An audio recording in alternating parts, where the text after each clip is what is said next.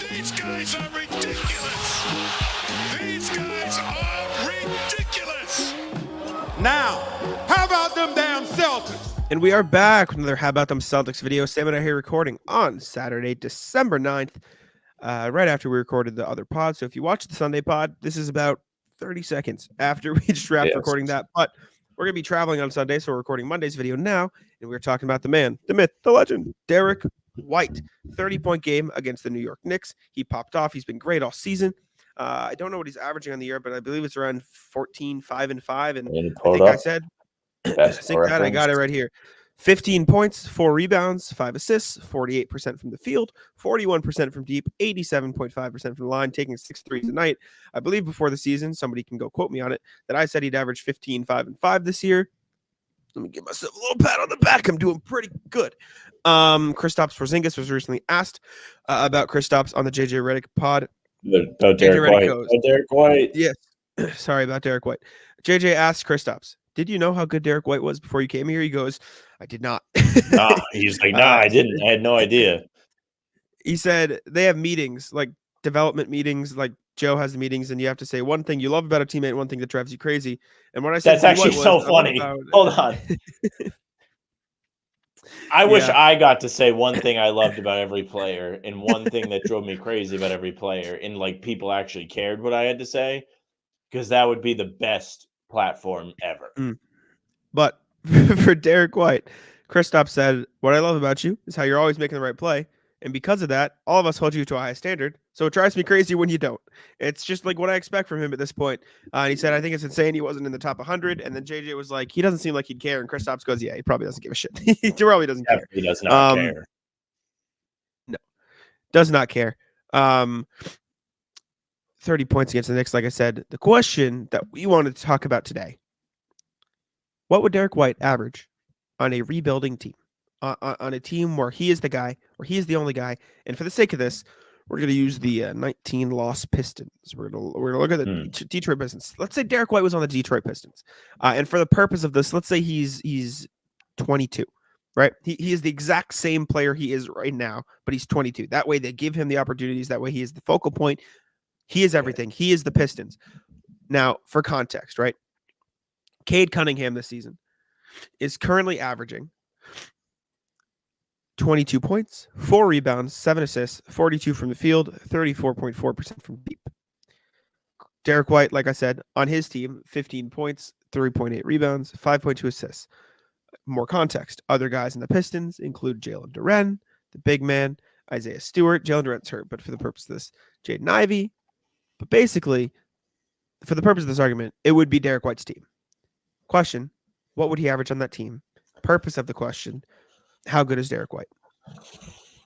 It's a good question, because I'm not going to look at it because the NBA is the worst website ever when it comes to like finding what you want to find.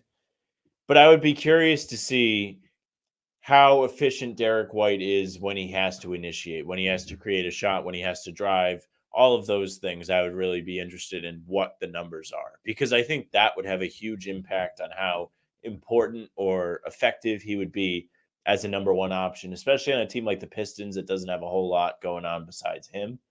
With that being said, I think he could definitely average at least 20 points a game on that team. Maybe the efficiency splits would drop a bit. He's at, for the season, shooting 47.8%, 41% from three. I would guess if he was on the Pistons, he would probably shoot around 46, 45%, and the threes would probably drop to 37%, because he would have to take a lot more difficult looks.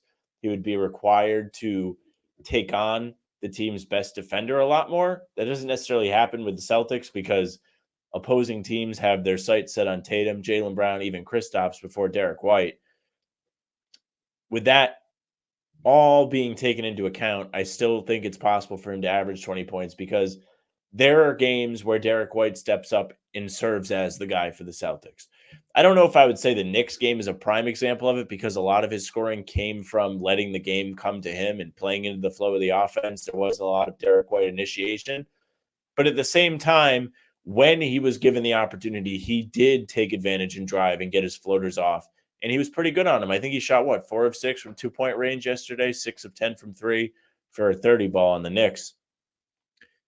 So it's a very long-winded way of me being like, yeah, probably 20 points per game. So I'm pretty sure you can look at on-off splits. I'm going to keep looking for them as I'm talking. But the reason I think so, I'll state my guess and then I'll talk about like why.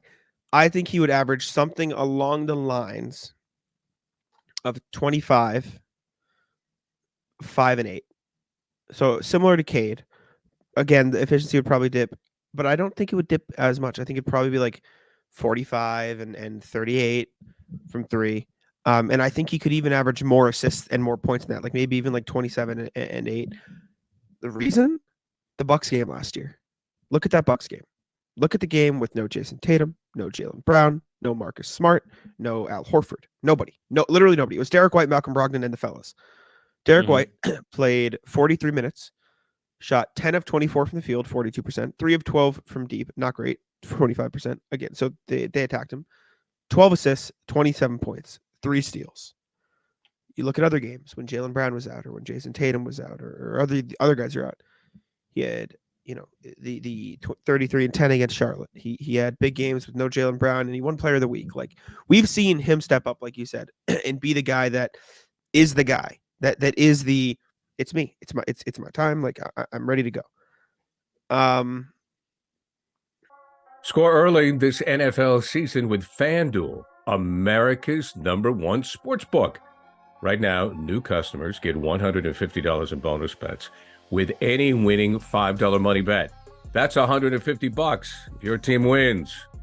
If you've been thinking about joining FanDuel, there's no better time to get in on the action, NFL. The app is so easy to use. There's a wide range of betting options, including you got spreads, you got your player props, you got over-unders, and more. So visit FanDuel.com/Boston and kick off the NFL season. FanDuel, official partner of the NFL. I think it's more about, for me, the way he plays rather than stats to stats, right? Because like you look at the way he shoots the ball. He gets a lot of open threes. He also makes some pretty contested threes. Like, guys close out fast on him. We've seen him dribble. We saw that super cool step back in a game earlier this season against the Bucks, I think it was. Like, he can create for himself in the perimeter. But the reason I think his stats would still be high or would be higher with solid efficiency is because of how effective he is inside. The way you call him the shapeshifter all the time. The way he gets inside, can move his body, can control his body, finish through contact, right? Like, there's only so much contact and pressure you can throw at a guy at the rim. He finishes through a lot of that contact on the Celtics. Like maybe you throw an extra body on the side and throw off his side vision, but like, he is just so confident in himself inside finishing that I really think he would be able to continue to do that on a rebuilding team. So you put him on the Pistons, 26, 5, and 8 on 45, 38. Like, I truly think it would be similar. Like, I just think he's that good of a player. And I obviously you could say that, and I don't think this is necessarily exclusive to Derrick White. Like, I think there are role players around the league who would thrive in larger roles. Like, Bobby Portis could probably average more points on other teams because he could play. Emmanuel Quickly could probably average more points on other teams if given the opportunity. All these high-end 6-man guys. Derrick White, the way he plays, the way he makes the right play, and I also think he would be a guy that guys want to play for. I don't know if he'd want to be necessarily the leader because he just seems pretty quiet and pretty like, I'll be a team player, blah, blah, blah. But like, you put that guy at the front of your squad, guys want to play for him, right? Like, he just seems like the nicest dude in the NBA. He seems very to himself, but he seems like a guy that his teammates would rally around. We're never going to see it because he's in the perfect opportunity in Boston, and knock on wood, they should probably pay him an extension pretty soon. But if he was on a rebuilding team like the Pistons, I truly think he'd be a multiple-time All-Star. Like, I think he has the impact to be an All-Star this year. And so if you put him on the Pistons where he can get the stats, All-Star guaranteed. 100%, without a doubt in my mind. I don't think so. I don't know. It's hard because I think if he was with the Pistons, he might get the numbers, but the efficiency wouldn't be there. All-star. I don't know numbers, if the team would win enough games for people to respect his game. There's a lot that goes into the All-Star nod. I agree. from that context. I more meant all-star caliber numbers. That was good clarification. However, I think if you put him, I'm trying to think of a good example. Like if you put him as the second option on a top 6 team, I think he would put up numbers to be an all-star. Like I think I think he could be a second option on a deep playoff team. Like I don't think his impact. I don't think that's crazy. I think Can be that's fair. He stressed doesn't enough. have to see the teeth of the defense. He might get a little bit of a break in that respect, but He is I think it's a once very big again- ask for these guys to take on major roles. Like to go from being even I do know with the Celtics, like he is the shapeshifter. I say it all the time. He can be the top scorer if they need him to do that. But it's still easier to do for the Celtics than a team like the Pistons.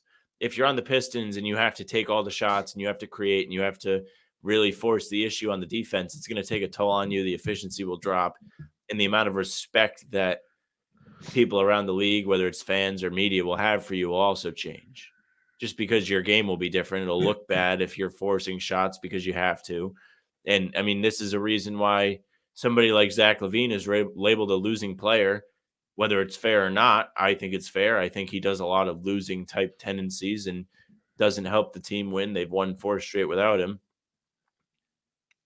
It really, really puts a hit on the reputation. I think it makes it a lot harder.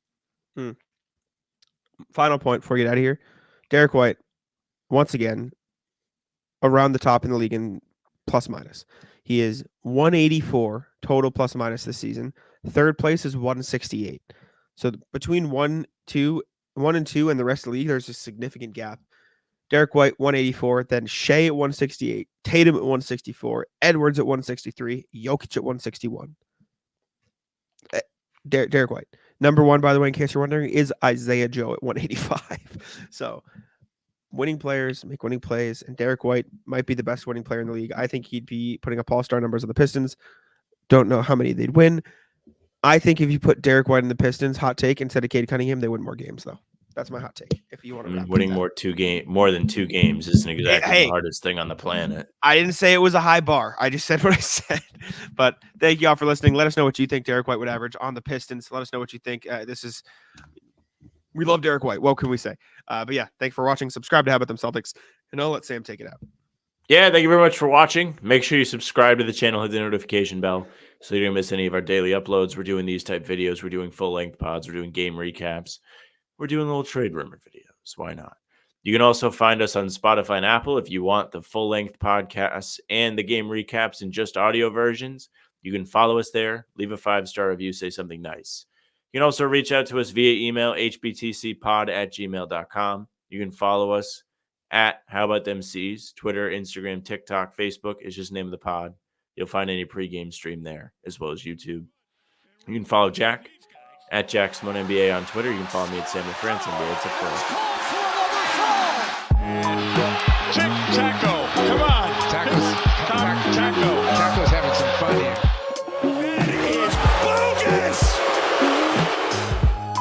These guys are ridiculous.